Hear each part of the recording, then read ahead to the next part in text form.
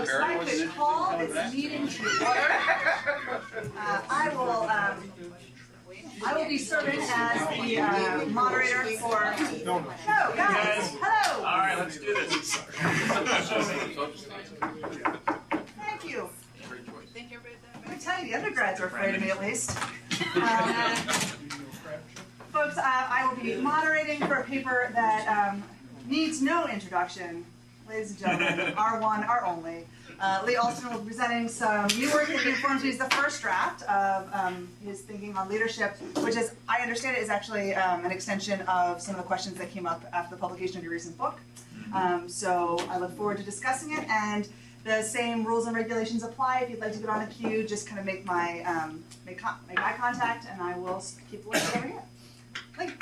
Okay, thanks, Diane, and thanks you all for coming.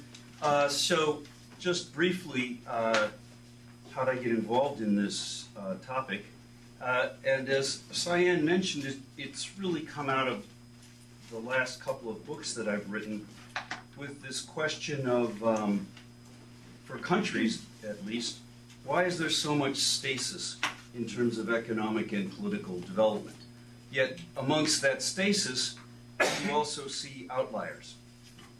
Let's say South Korea, for example, was a case where in 1960 it was, I think, about the same level of development as the Philippines, and now their GDP per capita is, fivefold, something like that. Or Japan was a relatively poor country even in 1950, and then took off.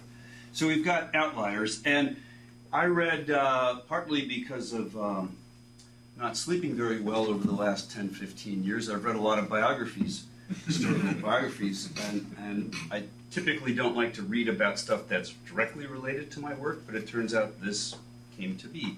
But in reading all these biographies, you then take where most of the literature in leadership is. They look at the traits of these leaders and then infer from that. And then in thinking about it and talking about it with Eric, my son, and Bernard Mueller, my long-term co-author, we started thinking about leadership much more broadly. And virtually there's no leadership studies in economics. People don't exist. They don't exist in economic history. It's a mechanism design approach. We can not foresee all downstream contingencies, but pretty much, and as best we can, write incentive-compatible contracts. But almost all that literature is involved with what we call the labor effort margin, not the margin associated with uncertainty over, and it's really uncertainty. These are not probabilistic events. You literally do not know what decisions you're going to have to make at t plus n. And you can't even specify completely who has, in our view, the property right over making that decision. And generally, it will not be a unilateral decision-making process. So that's why you will then have to have what we call true leadership to persuade, coordinate. So most of the literature in leadership is associated with the principal-agent literature. And we're much more saying, yes, that's true of one side of it, like sports teams, military, and so on. But then as you go to more organizations that have a broader scope of purpose, as we call it, they're doing more different things, and there's not a right answer. The function is much more coordinating other people. It's more of a King Arthur approach. How do you convince other people in the room that, and so the property rights are up for grabs over the decision, is what we're saying. And again, ex ante, you can't specify who gets to make that decision. You have a dean, you have a chairman of a committee, you have that, but they don't make the decision. They convince other people to go along with them. And even in a dictatorship, a dictator has to sleep at night. And I used to say, well, it's good to be king. But if you look at the life expectancy of kings, it's very short, as it was for Roman emperors as well. So there must be, there's some dissension over decision-making in those situations as well. So to have a long-lived regime of any sort, you need this coordinative capacity. So we're trying to meld the agency literature, the coordination literature, with the principal agent literature. And the other thing we found in this literature is that there's very, very little empirical work done on this. So we have, thanks to Bernardo, I think quite an innovative test about the role of soccer managers in changing their standings. And then we also look at, that's really in its infancy, look at the rankings of law schools and business schools and how they change in the rankings when you change a dean or keep the same dean.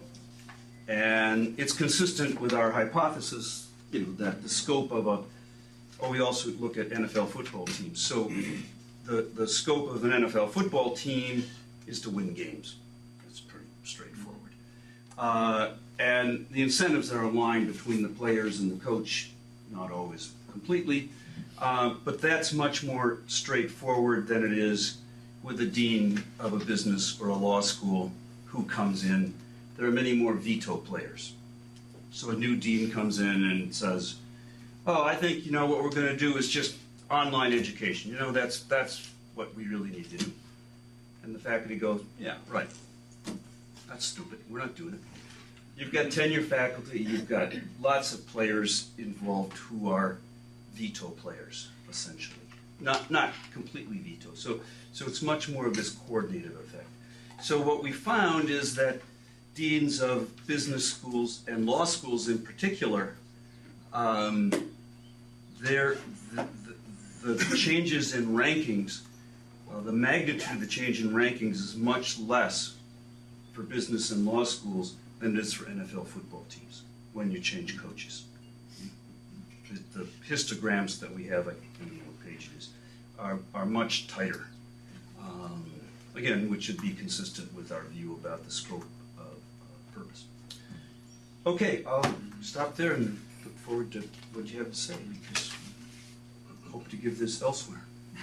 Who wants to kick us off? Go ahead, Gustavo. I have a question from Dean, so I will just read his email. So it's, I agree the topic is important and under study, yet the paper does not distinguish leadership from management, but they seem to be different. So leadership as typically used seems to be more about motivation and vision rather than efficient internal incentives. How can you get at this? Similarly, might the leader be an entrepreneur or an owner of an organizational firm? And then he said thanks in Spanish. De nada.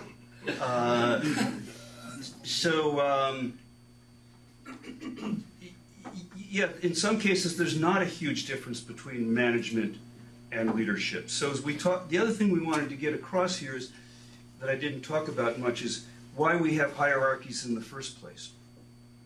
So why do we have these different nodes and centralization of decision making? And the larger the scale that you have, the more decision-making nodes you'll have. Some of those people we call managers, but managers make leadership decisions, and along with their staffs. So the same characteristics we think are at play. The difference being, as I said, the purpose of the organization. So what's the purpose of U.S. Congress? To govern well?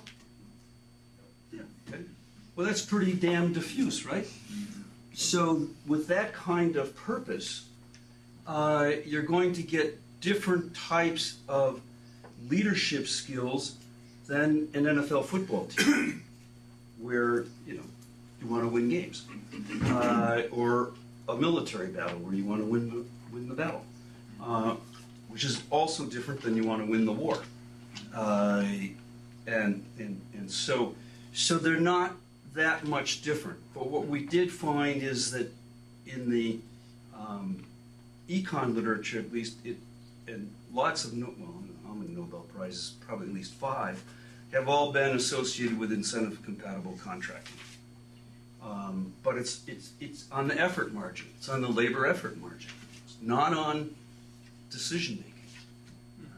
It's on the shirking issue. Mike, you wanted to jump in? Yeah, Lee, I think you tackled a really tough problem here. I can tell you that over the years I've been on committees with a couple graduate students who waded into the leadership literature for some policy kind of question. And every time I read their literature reviews, I thank my lucky stars that I never got into that literature. Because it is slippery and amorphous, and there's really not a lot of hard stuff. There is some work in public administration, so you might want to check into some of that. Yeah.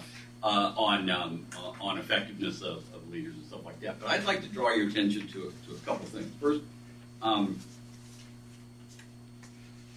it seems to me you're really building off of one of the assumptions, having looked through your book for another reason not too long ago, of really treating organizations as some group that has a central purpose or central goal of some kind, right? So you're starting with that. And at least part of your analysis, it's a question of how closely aligned the leaders' interests are to that particular goal. And if you have a well-defined goal, it's kind of easier to see that. But as you say, if it's like in Congress, a political leader in Congress, they have multiple kinds of leaders, and so it's impossible to get any match. You're going to have some dispersion. So if I understand your argument, part of what you're saying is that as you get those larger scope organizations, you necessarily get less of a certain kind of central tendency for the organizational goals. And that led me to the question then of how are those leaders selected? And you don't really talk about the selection of leaders in here. I think in a couple of your footnotes you skirt into it and skirt right back out of it. Right. So, and I know that sort of gets more into the age of principle sort of literature, but how does the socialization, how does that affect the match between the leader's own interests and the interests of the organization, and how does that shape the extent to which someone coming into an organization that has someone different interests could be more of a transformational leader rather than a transactional leader? And I know there's a lot of different stuff going on in there, but how do you see those kind of pieces fitting together? Socialization of the leaders and matching up to the central tendency or whatever you see the goal of the organizations. Yeah, and if you look at the figure 1 that we have, Right. the first box is you've got the real principles. Let's say it's government. We're the principals, right? They are public servants. Or a board of directors appoints a CEO. Or an athletic director appoints a head basketball coach. The principles are there. You're absolutely right. We skirt that issue because we don't think that's where most of the action is. We think, in general, the interests of the principal and the CEO or the head coach are going to be fairly well aligned with that of the principals. And to the extent they're not, right, you fire them. You fired their football coach last year and he hadn't finished his contract. So you have an exit option there that's pretty straightforward, but we want to focus much more on achieving the purpose of the organization. You're right. What we think is relatively unique is there's been a lot of literature, starting with Coase, on why you have firms and why you have things done in the market. And then that spawned a huge literature about hybrid organizations and clubs and the Commons as an organization, and with generally a pretty tight purpose, frankly. And so what we saw was that people talked a lot about firm market boundaries, but they didn't talk much about hierarchy within organizations based on what we called their purpose. Now, granted, as you said, the literature is enormous. And we're going through a more thorough lit review now, but we welcome any comments you have. So we're really taking off from Coase and Williamson, and Alston and Demset wrote a property rights view of the firm, essentially that the person with the most skin in the game, the person who owns most of the assets, is going to be the residual claimant, is going to be the principal, the leader, and that's fine, but they talk about the effort margin only. They don't talk about the decision-making margin, which and when the downstream decisions you need, you can't impose this unilaterally. That's the other thing. You need coordination, cooperation. I mean, you could impose it, but it could fail miserably. So that's why we were making this too sharp of a distinction, and they're both always at work, the principal agent issues along with the agenda control, coordination, persuasion issues. Or if you read, which I have read, Caro's, which now I think it's coming out this week, his last volume on Lyndon Johnson. No, it's more an overview. He still hasn't finished it. He still hasn't finished it? Oh, okay. It's an overview of his vision. Of okay. Well, the Master of Senate was particularly important. Johnson knew every lever to pull. I mean, he was a coordination master at getting things done. Was he charismatic? No. Was he a really nice guy? No. No. But he got stuff done. We got Civil Rights Act, the Voting Rights Act, the first huge welfare program. He got a lot of stuff done. And unfortunately, he got sidetracked by this program in Vietnam. But he got a lot done. But he had to convince other people to go along. And whether he did that willingly or because he knew everything about everybody and all their skeletons, that's another story. So your theory is very close to what Hart and Moore call incomplete contract. Yeah, it is. Yeah. It is. We mentioned it. And they have a concept in there of residual control rights, Yeah. which is the dotted line. The red line would be the contracted part. To me, I want to reinterpret a little bit the narrow versus, by the way, you say lower, I think you mean narrow scope. Scope, versus correct. wide Yeah, sorry. scope, as to what of outcomes can be contracted over. You could have a wide scope, but you could also contract with a lot of outcomes there. You could have a narrow Yes. scope where you don't. And of course, the problem in business schools with getting deans, which is, by the way, one of the most difficult positions to fill, is that there's a lot you can't contract for. Right. And there's a lot of residual control rights there. And so you've got a lot of people with stake in the game that's not. Yeah. And, but even to tell you the truth, some of the explanations in your graph, maybe one variable I wanted to put in there was money.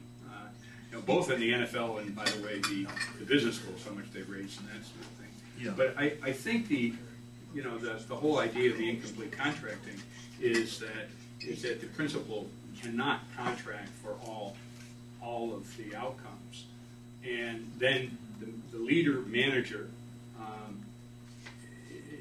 you can talk about the difference, has residual control rights.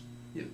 And can change certain outcomes and maybe fundamental outcomes.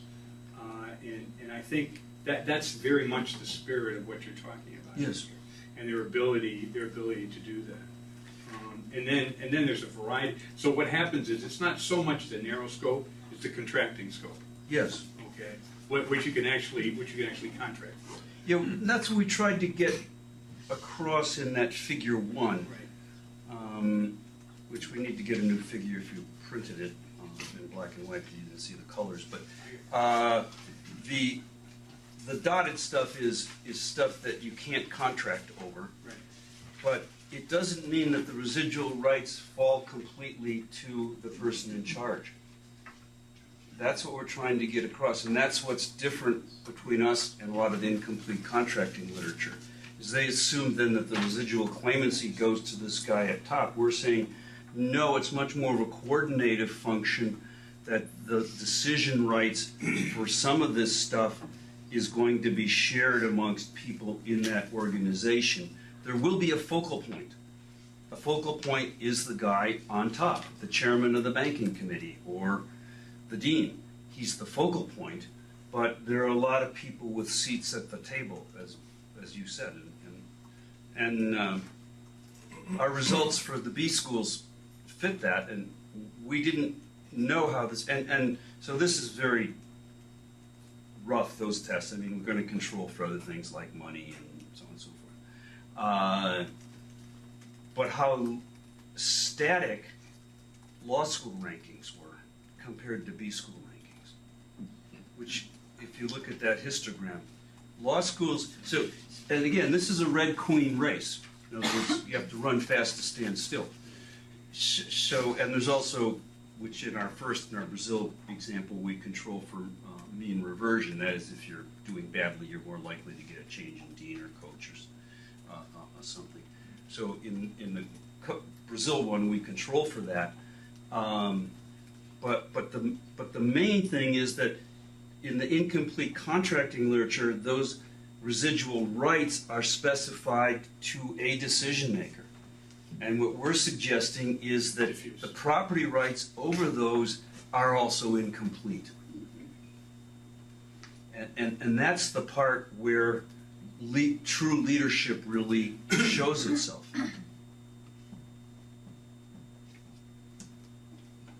But we need to cite the incomplete contracting literature more. I agree with that completely. I have an observation, maybe a question, and then a question on methodology. Okay. The observation is that as I was reading your introduction, I found myself getting a little uneasy with your description of of leadership as ownership, as a property right in decision making, basically. And I thought, is that really leadership?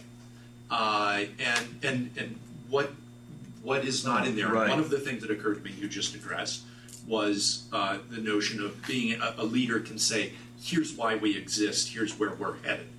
And you just brought that up, and I'm not sure it's really in your introduction. And the second one is how you treat the resources under the leader, and do you assume that the leader, if you have an organization and you have a leader, and this leader has a set of resources, and we replace that leader, and the next leader has the same resources. And I'm not sure that's true, because an element of leadership is the capacity to get stuff out of those resources, the capacity to inspire, to encourage, and so on, beyond just decision making. In other words, there's something more than decision making in there, is what I'm... Yeah, and you're right, and when I reread the paper yesterday, I was struggling with this, and we don't get this, it's hard to get across. So what we're trying to say is that you have centralization of decision making, and you have organizational hierarchies, which ends up with having people in positions of authority. The person in the position of authority may or may not exercise leadership. So leadership, to some extent, is akin to entrepreneurship. That how well do you capture those downstream decision-making rights? And how well do you raise money? How well do you inspire? How well do you do all of those things that are consistent with the purpose of the organization? And there's stockholders, there's boards that you're satisfying them. How well are you meeting their goals? But it's that holding constant authority. How well do people exercise leadership? And it can be, I actually found, of the folks in political science, I found James McGregor Burns quite interesting because he talks about two different types of leaders, those who are transactional. They just sort of change things on the margin, and they're plotters and so on. But they tend to be in there a long time. And then there's transformational leadership. But sometimes they fail. And we have a footnote in there about Philip II, I think, who tried to depose Queen Elizabeth, and he may well have been able to pull it off had the winds been a little bit more favorable and he was supposed to meet some allies and so on. But the point is, leadership is different from the position of authority. So we're trying to tease that out, which is what we tried to do, we hope, with the Brazilian soccer managers. Because we only look at within-season changes in coaches and how well they then perform. And we also have a placebo control for mean reversion in there. We have a control for quality of the coach, as based on, they have all these fantasy teams in Brazil and elsewhere. So we have quality of coach, quality of players that we control for, which gets somewhat at Chuck's money thing. And given that, how much does changing coach matter? And it turns out it matters. So leadership, we want to differentiate from authority. Authority arises for the need to have organizational hierarchies. That's the point. And that arises because of the transaction costs associated with group decision making. So you need, groups generally tend to have committees and committee chairs and hierarchies for reasons of easing decision making. So we talk both about, we don't get into it a whole lot, but we get into it a fair bit.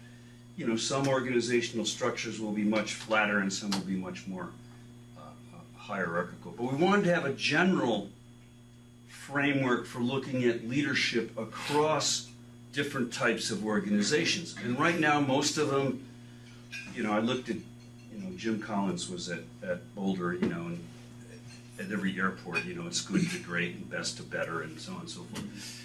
And you get on a plane, you see all these guys reading these things. You go, it isn't even going to get you there. But anyways, they sell a lot of books. And then there's these other genres, mostly about presidents and generals and so on. And so, but it's about the traits and not about the organization. We want to look at why organizations have hierarchies, whether they're flat or not, or whether they have many nodes, and that's where we got into this scope and scale issue.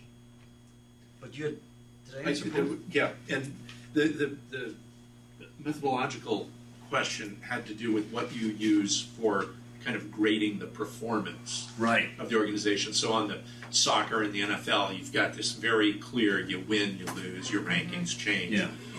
And they change quickly. Yeah. Whereas at least with the U.S. News and World Report, as I understand it, a fair bit of the ranking is based on reputation. And so a new leader comes in, they don't get to control the history, but they are evaluated according to the history for quite a long time. That reputational effect hangs on. And so they could completely transform the organization, but the lag time could be literally a decade before it starts to show up because of this, the fact that it's based on not on performance this year, but reputation over the past. Well, and that goes back to your point about how these indicators are pretty sticky. They don't change as much as you we have, expect. I think, for that, I think we've got 5-year windows. But nevertheless, we can do better. Jeff Stake and the law school has worked on the law school rankings. And he said you can get a disaggregated measure. So some of the things are based on the past, and some of them are really quite current, like last year's median LSAT score for your applicants, or last year's starting salary for law school graduates.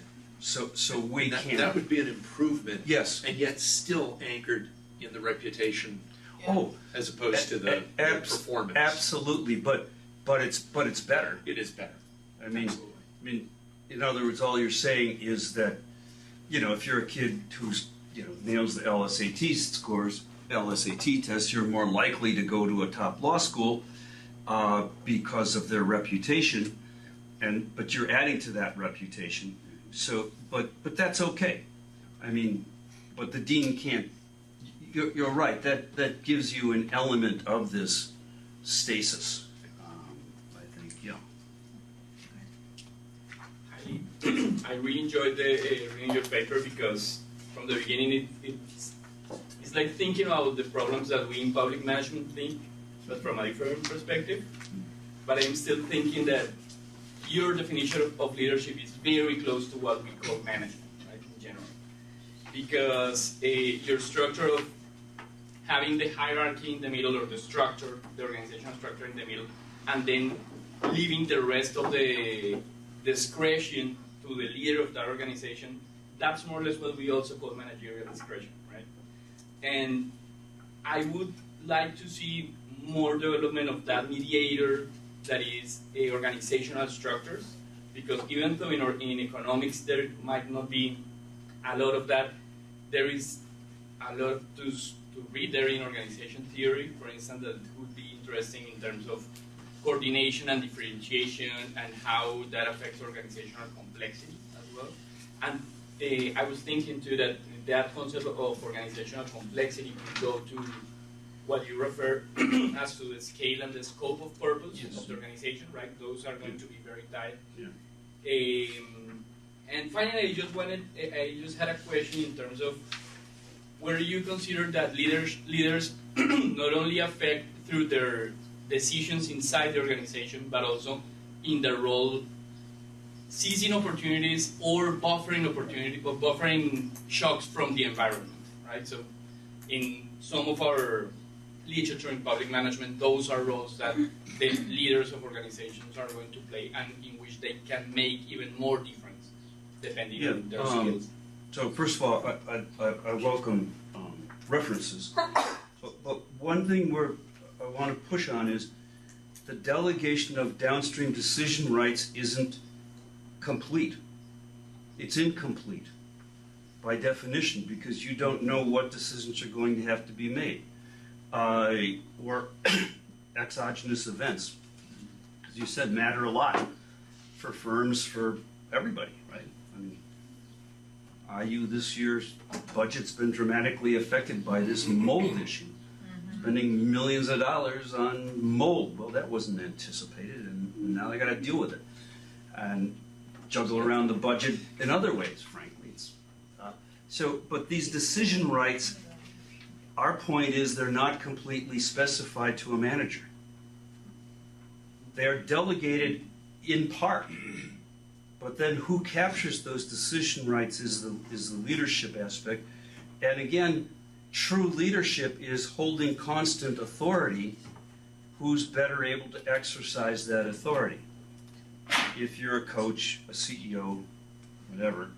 And getting back to Ken's point, if we look at firms, you can look at stock prices and how much they change. I saw one study, and it wasn't clear why, but when the so they want exogenous events, right? So when the mother-in-law of the CEO dies, the share price of the firm goes up. There's a lot of randomness in that stuff. I'm just telling you. I know. Also, the angle between Neptune and Jupiter. I'm just telling you what. Of course, but you want to get an exogenous event. There's been one study at Econ where they looked at what happens to GDP after assassinations, and it falls. but on average. But there's, and there's more assassinations than you might think, actually, in developed and developing countries. Gustavo. Okay. So it's, one extra comments on the incomplete contract approach. Yeah. So Lafont wrote a book, Incentives and Political Economy, to apply the complete and incomplete contract approach to constitutions. So essentially, you have more on the political, not within firms, but on the political environment, this same type of discussion between complete contracts or incomplete contracts. So that's a reference that would be useful for you to It's just check. Lafont or Lafont and Tarot? No, Lafont alone.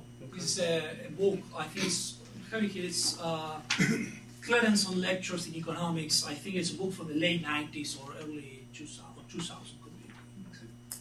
So, but then these are my questions. Essentially, it's so what about kind of a different approach to leadership connected with the possibility of manipulating preferences and beliefs?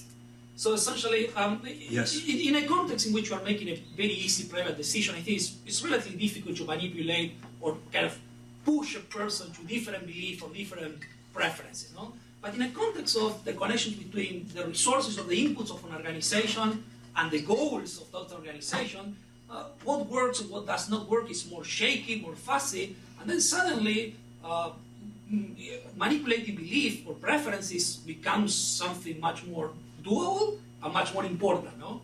What are the role of a leader as essentially a belief manipulator?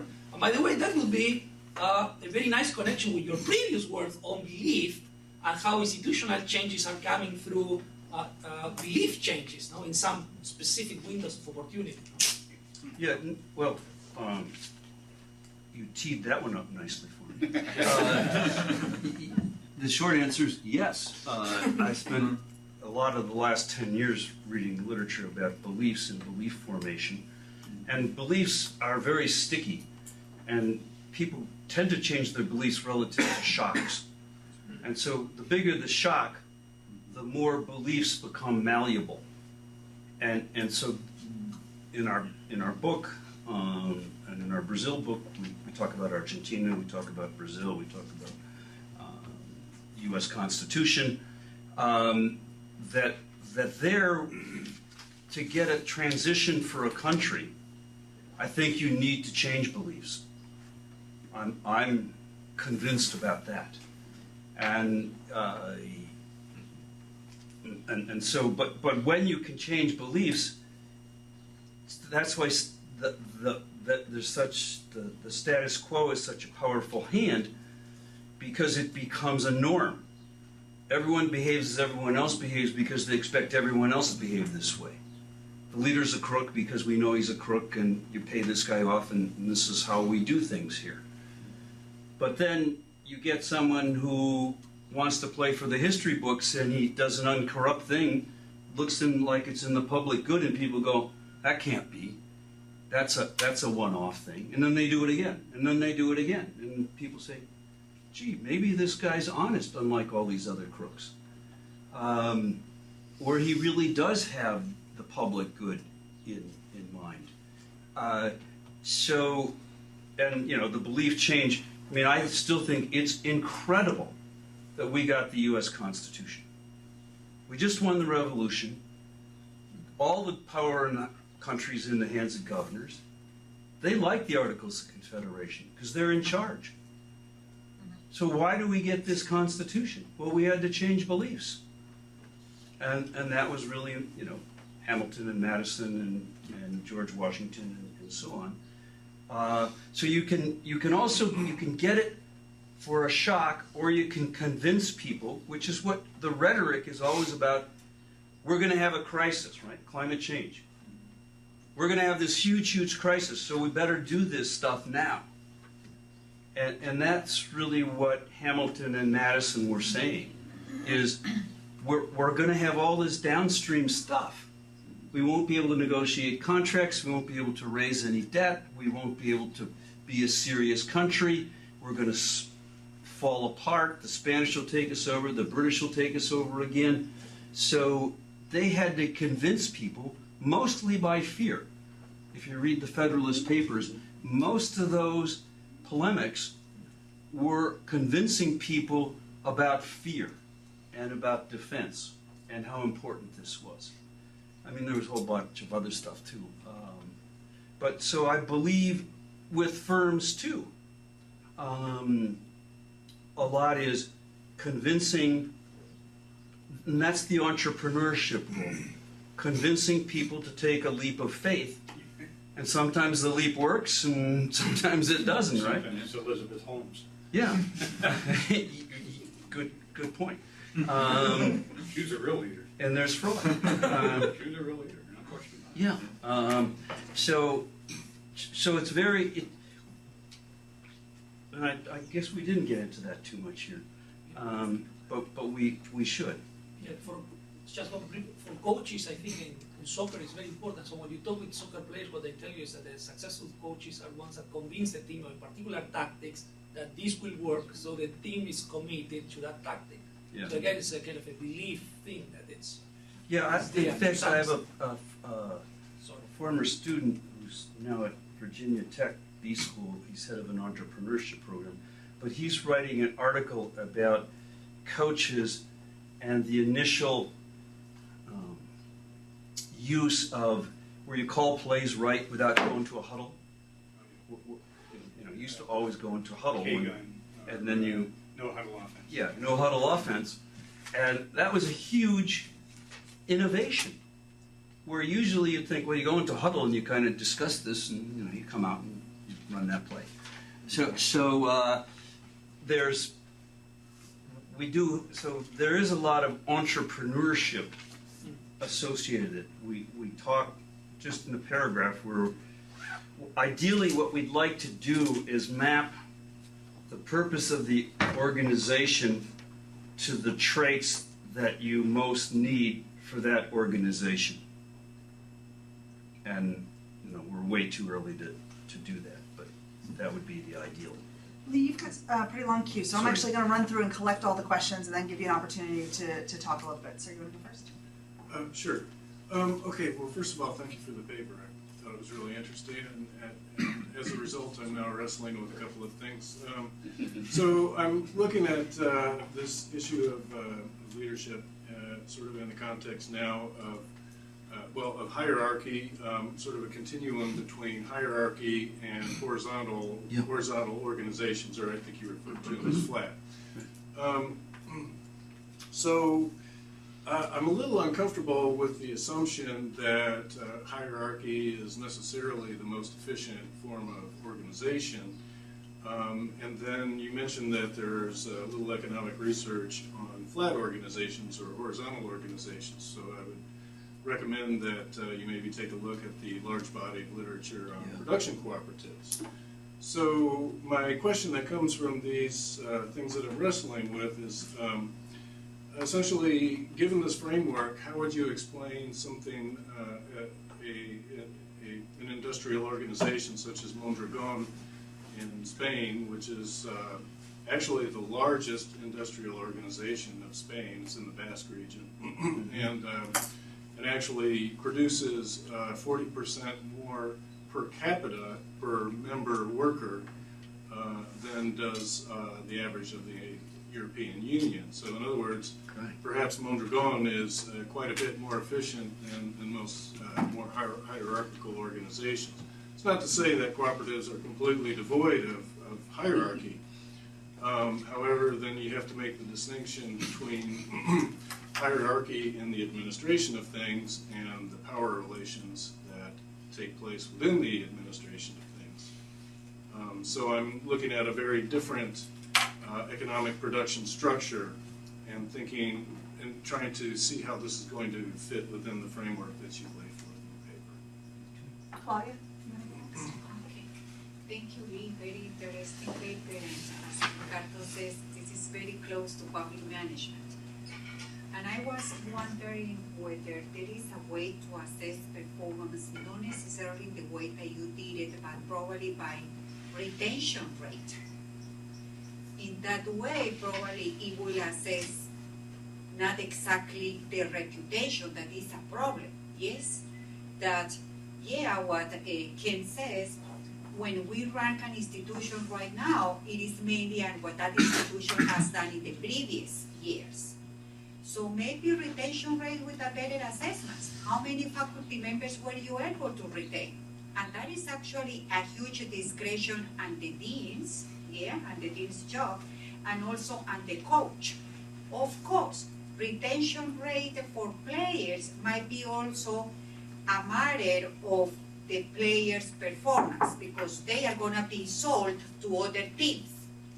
Yes? But still, the coach might negotiate and a counter offer.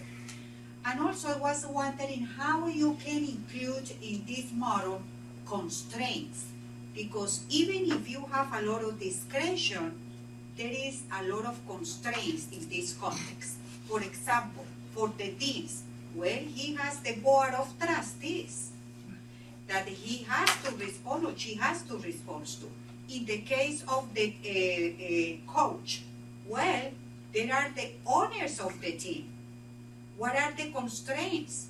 How much does the coach have to negotiate with the owners in order to buy a new player or in order to sell a player? So I'm just going to tie a couple of the threads together to ask my question. So in terms of like select, so there seems to be a couple different ways leaders operate. There's like transformative ones, people that are more restorative, those that maintain in response to crises or deepen institutions, and then maybe even those that reorient institutions. So if you look at thought leaders, you know, they're shaping a conversation, or a tech firm like Apple moving from hardware design to software platforms and convincing people that, you know, approaches to privacy matter. So it's sort of like shaping preferences, agenda setting, and it seems that selection's an important criteria, but sometimes leaders emerge, or they help determine what will be selected by changing the mission of an organization. And I think that the scope element is essential here of what's the purpose. Is it not just diffuse or specific, but also a plurality of purposes? You know, like a leader of a country. Are you just trying to govern well? Are you trying to maintain the nation's historic identity? Those sorts of elements.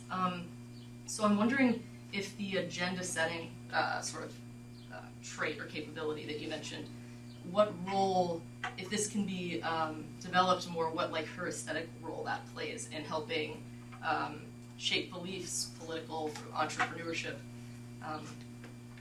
Okay. Scott, did you want to jump in too? Oh yeah, just a very short one. And it might just be a quick addition to the bibliography at the end, but Doris Kearns Goodwin, the leadership in tumultuous times, was it? Or I'm afraid exactly the subtitle there, but it's a really nice, survey of 4 presidencies. I think that one was Lincoln and Teddy and FDR and LBJ.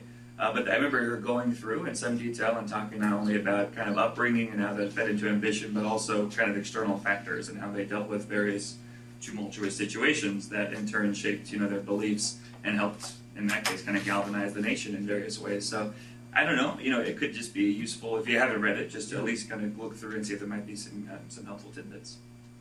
I'm going to stop for a minute, Lisa. You can go through those. Okay, let me. If it came across that we think hierarchies are more efficient, we need to edit, because we're not presuming that. We're saying it depends, and we're not basing a good case in this is for the students who took my class, the case of GM versus Toyota. Toyota is also very hierarchical, but their decision rights, there's an andon cord that production workers can pull that stops the production line. Well, GM, that was heresy. You're giving workers that kind of control. And so helping and enfranchising and sharing decision-making can be a very good thing, and the same with cooperatives. So if you've got a good case study of Mondragon, I'd like to see that. I like the idea, Claudia, of retention rates. I've thought about that because it's the flip of firing.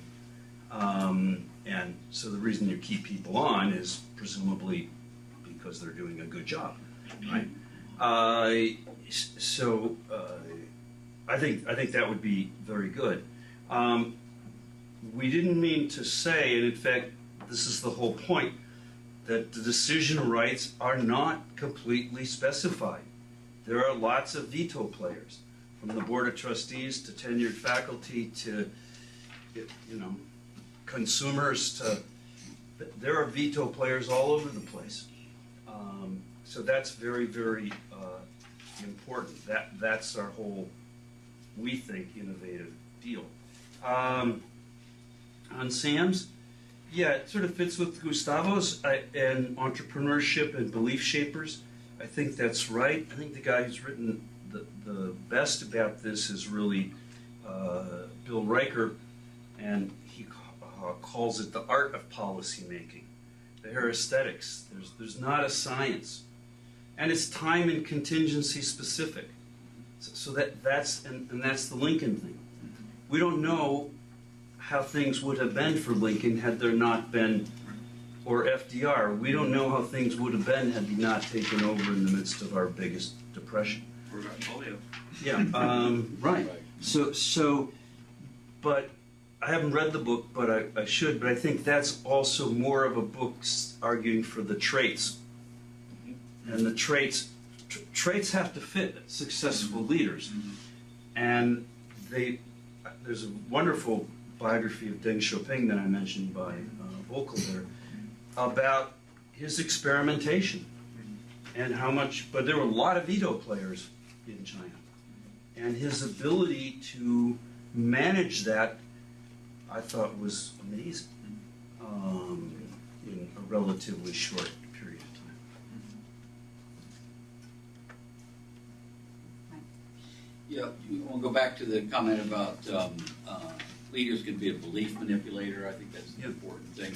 One thing you might want to look at is Gary Miller's old book on managerial dilemmas, because he talked a lot about organizational culture as being something the manager can really do, and sort of I think there's a lot about the incompleteness of principal-agent relations. That's a good. What's the title of that book? Managerial Dilemmas. Yeah, I remember that. Yeah, that's a good point. I think in addition to the belief manipulators, have you thought about sort of the institutional or organizational manipulators? That one of the things leaders can do is restructure a hierarchy to maybe create a more efficient, kind of better fit to the emerging challenges or something, and that might be something. And I know Herbert Zimon's work, especially administrative behavior, has a really good framework for setting that out. About you take an organization that has a lot of different purposes and you split up into smaller organizations, each of which has maybe one or two primary purposes, and you can sort of go from there. But if you split up a big organization up in different ways, you may have an efficient or a more efficient or less efficient sort of way it's coming around. And that would seem to be another factor beyond just the beliefs, or even the match between the individual leader and the overall structure. But whether the structure is helping or getting in the way of the leader trying to do that, and that's another complicating factor. So, did you just want to jump in with a two-finger? Yeah, I was going to take up a comment on this belief manipulation. It could be the belief that the outcome variables matter. And so I'm thinking about portfolio managers where people, mostly the outcome, they have a ranking, it's quantitative, you know it, and it's probably random. It probably has not much to do with, manager can make a mess of it, but can't really do something there well. And yet there are managers that first they can do some harm. Okay, I got a forthcoming paper on that. My brother's in the sample. He's a leader in the sample. But also they can convince people, or try, that the outcome variable, the ranking, the thing the organization spoke is subject to leadership changes. That this is important. You really got to think. It's not random to mitigate the. So, I mean, in the case of coaches, either win or lose, right? In the case of business schools, the relationship between ranking and student is probably weaker, or maybe not. than in the case of law schools. And that's the sort of, I wonder how that runs into it. Right. I mean, in law schools it probably is high, but maybe they don't want to change much because they don't want to change their relative position. I don't know. Or maybe students at some point don't care. I'm not sure. So leadership can have a role in belief manipulation, believing that the organization matters. Right. Lee, do you want to wrap up? Yeah. So let me just take those a little bit real fast. Yeah, I think organizational culture is very important.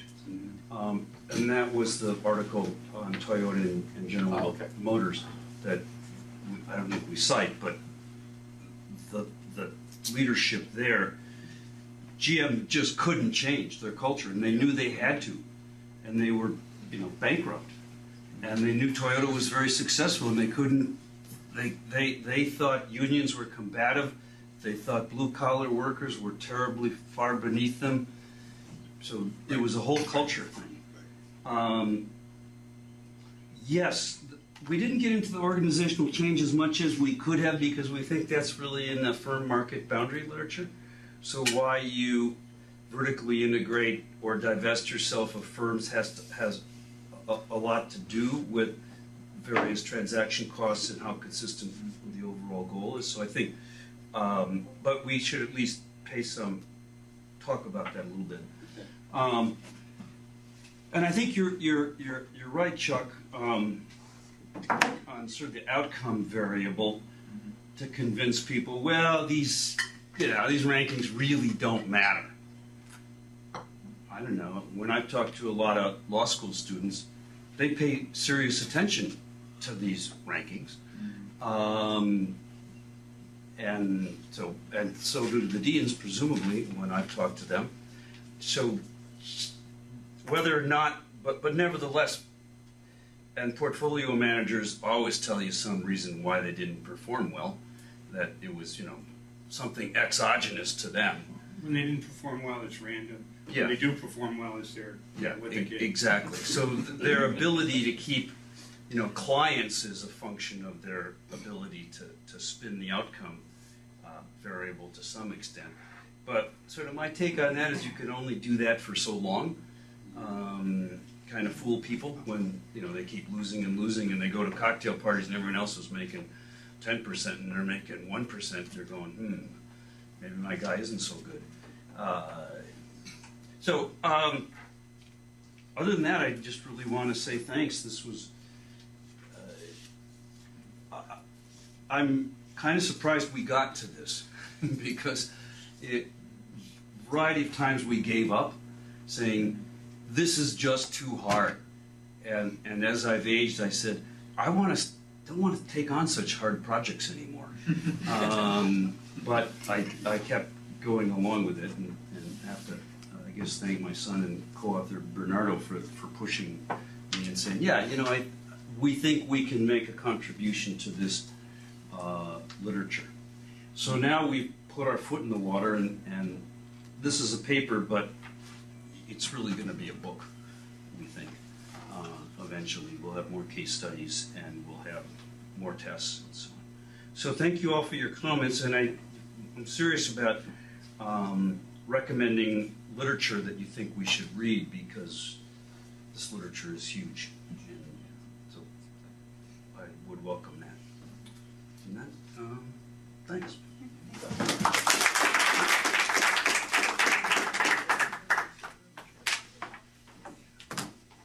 This was my first quote. Was it for home? I should have used that. Your call will be disconnected.